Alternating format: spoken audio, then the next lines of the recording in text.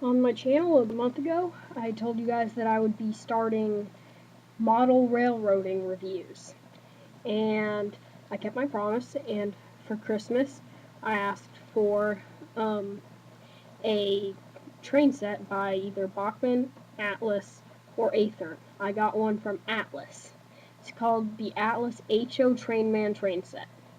And it's a very cool set. I've already opened it, as you can clearly tell by this piece of track right here. Wasn't able to put the track in because I did not want to unwire it, because wiring it was a pain. It took just about an hour. So I'm just not even going to mess with unwiring it, so I was just able to take off this one piece. And this is the box. Of course, at the top, for some reason, it has a Union Pacific freight train. I don't know why. Don't mind the polystyrene everywhere. My cat ripped it up. Yeah, that's just great. But I don't know why that's there, because this is actually a Santa Fe set. And I actually used to have a model railway train, but it was just like 8 and up. This one's 14 and up, but it wasn't very good. I had the exact same train, just this is a much higher quality. And it came with a caboose and 3 more cars, and it's amazing. Now I guess I'll take it out. Each of the cars. It's one of the cars that it comes with. I'll just stack them up behind the camera. It comes with a Boston main gondola car, a Burlington Northern Santa Fe boxcar,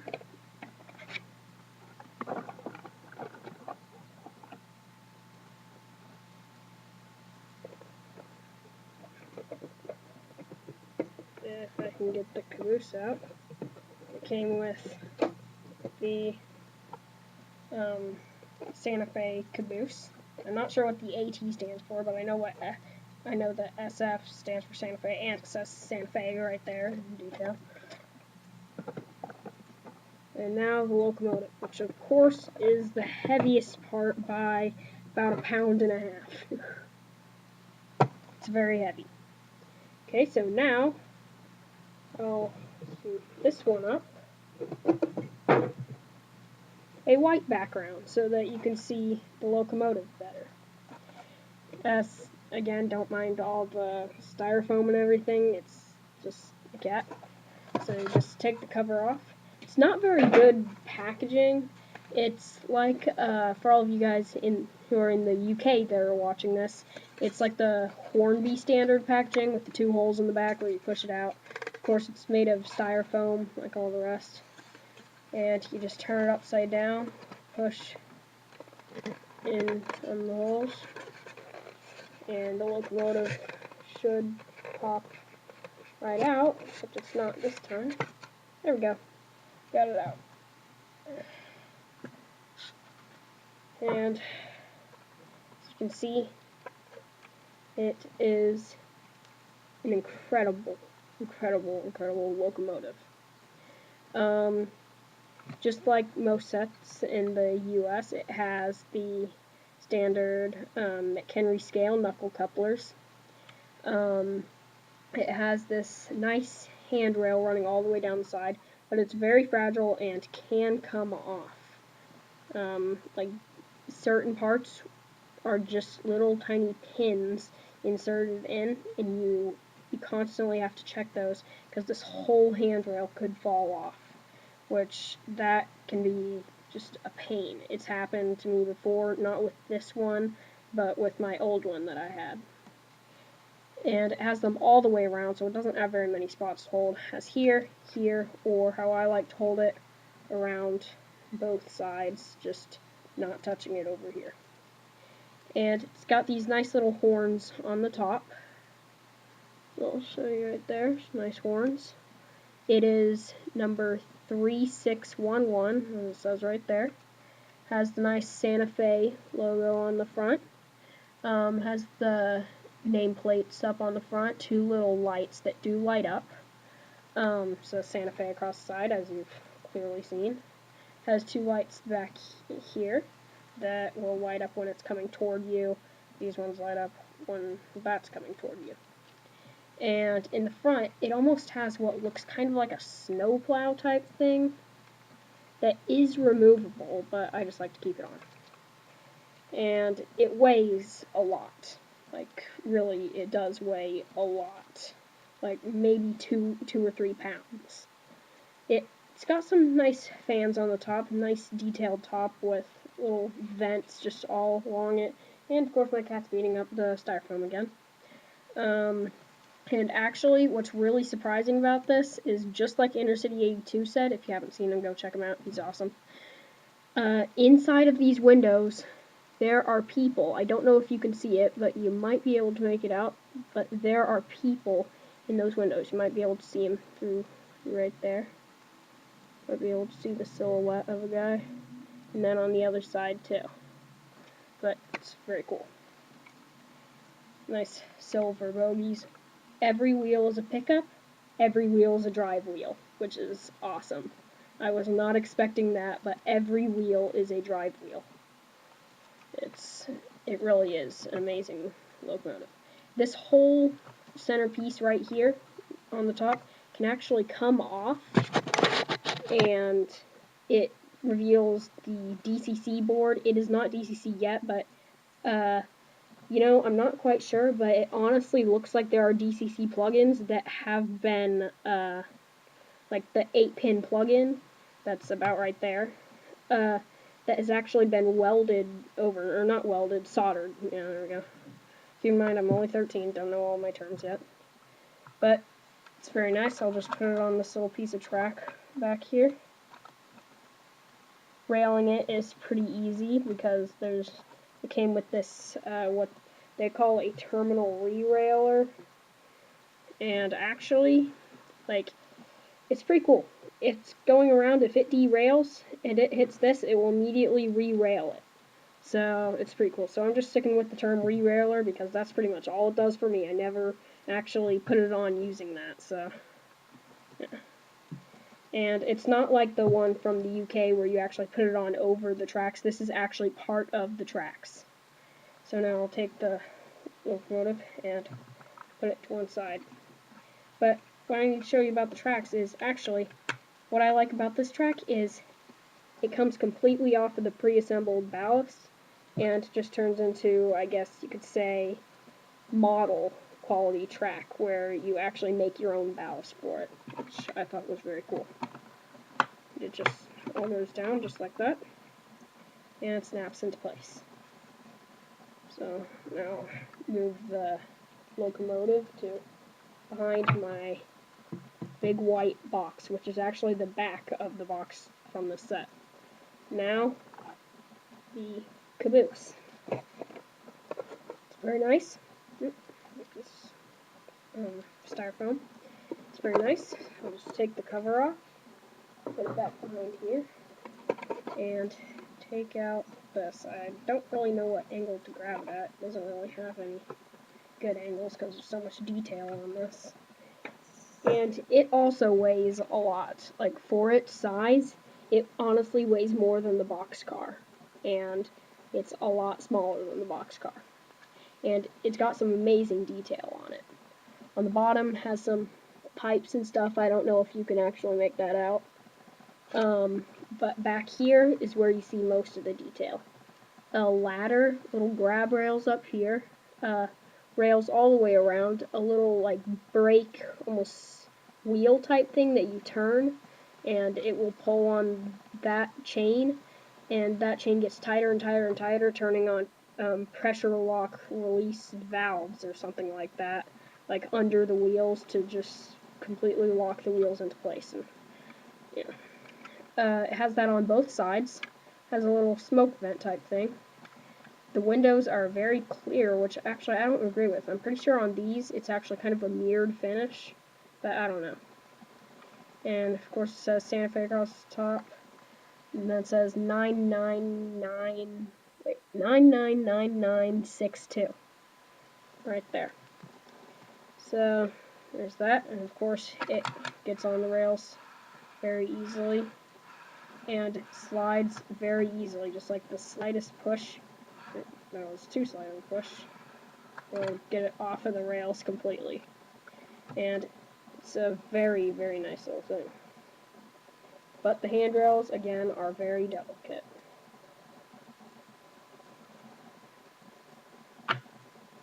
And now we'll move on to the boxcar. Burlington Northern boxcar. That comes out. This one is actually, I would say, the least impressive car. It's just a box. It doesn't really, I mean, it has some rivets. Or actually, both of those, the locomotive and the caboose both have rivets. I forgot to mention that. This one does have some, but like all across here, not one rivet all across here. They're only on the roof and the door. But it has some nice printing work on it. The underneath has some nice pipes and everything. Again, it has a little wheel type thing for the brakes. And there's not really much to say about it. It's just a standard boxcar. And it'll just re-rail very easily. And this has already been run in and everything, so technically that is re-railing it. But again, it slides very easily. Not quite as easy as the caboose, but it rolls very easily. Like, honestly, that locomotive, these are so easy to pull. It takes like nothing to pull. I would say that locomotive could probably pull 20 more of these, and it only has to pull 5. So yeah, that locomotive's got it easy. Great, there's 2 cats in here. Didn't expect that. Now it's the Boston, Maine gondola car. Just pull up on that like that. Pretty interesting whole thing. And pull it out. And then put that back over there. Why does my cat have to have a bell on her collar? And this one, the underframe has a lot of pipe detailing and everything. Might be able to make out that little piece right there. And something back in here. But it doesn't have any rivets. But, you know, it's a nice little car. It weighs a lot, too. Still not as much as the caboose. That's how much the caboose weighs. But it's still a nice little car. I mean, nice printing, of course. It has some really, really small letters and numbers right there. All of the wheels on every car are metal, which I really like. I was wanting to put some locks in here, but I live in Georgia. How can I not find any rocks? That makes no sense. You know, honestly, I probably wouldn't just use them from the backyard. I would probably just get them from my hobby store, my train hobby store called Legacy Station. That's actually where I got this. I just know that. I know that I got it from there because it's the only place that sells model trains in the state, literally. But